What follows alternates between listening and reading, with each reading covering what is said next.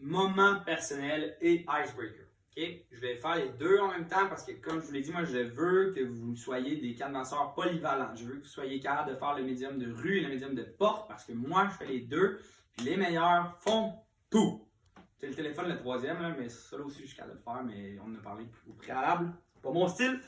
Ok, fait que là, la différence entre les deux, juste que vous sachiez, les chiffres, c'est la même chose parce que ça revient au même. Okay? Puis, il y en a qui sont un petit peu plus du style porte, il y en a qui sont un petit peu plus du style rue, mais au final, tu peux être très bon dans les deux. La rue, on dit fast pace. Beaucoup de gens qui passent. Plus de refus, donc plus difficile mentalement, mais techniquement, plus de refus égale aussi plus de personnes, donc plus de potentiel, oui. Ça veut dire que, techniquement, dans une journée, tu vas avoir plus de monde, tu peux avoir plus de bons chiffres. Moi, je ne fais pas de cachette, là. À la rue, c'est mes meilleures journées, c'est mes meilleurs chiffres.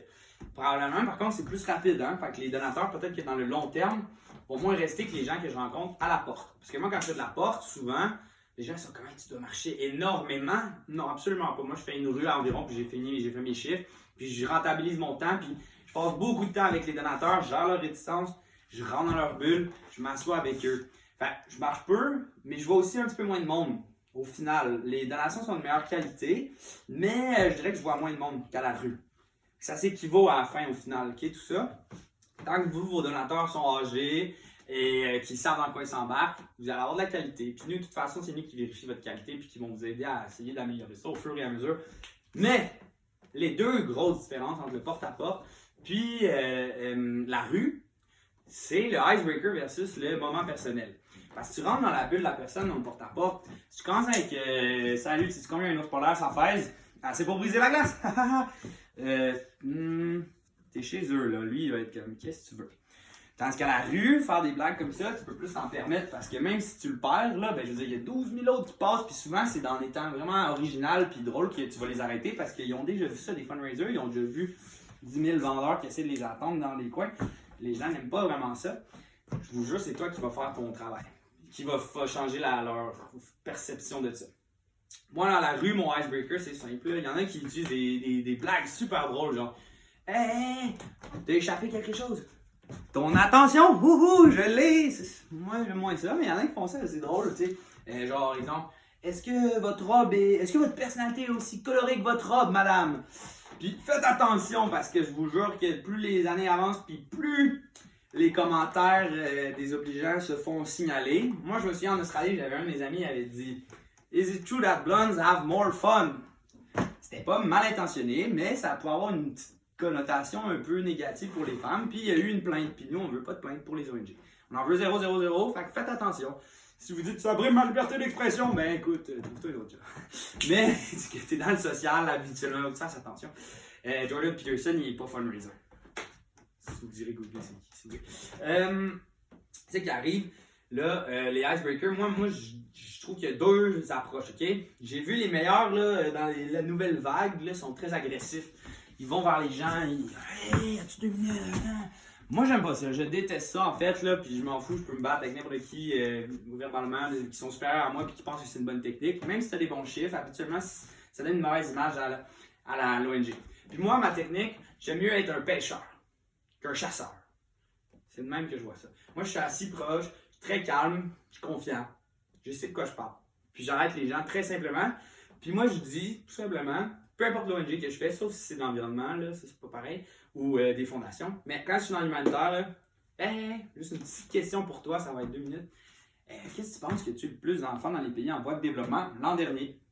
Je leur fais juste ça. J'ai pris cette technique-là des gars en Australie en passant. Je la réutilise encore à Montréal, puis c'est la meilleure selon moi.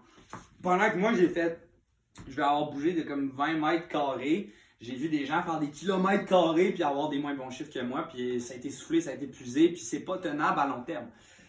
Mais, juste ça, là. Petite question polie. As-tu 2 minutes? Puis, habituellement, moi, j'arrête les gens plus facilement comme ça. Ma question aussi est très bonne, là, parce que souvent, les gens sont comme, ça doit être la fin, ou peu importe ce qu'ils vont répondre, j'ai une manière de rebondir, puis de ramener à mon sujet. Puis j'ai pratiqué beaucoup plus longtemps. Hein? Fait je sais dans tous les sens ça va partir. Là. Je sais habituellement les réponses que les gens donnent. C'est très rare que les gens ont la bonne réponse, mais dans tous les cas, je leur dis ouais, bravo, puis bien essayé, c'est proche. je veux pas les froisser.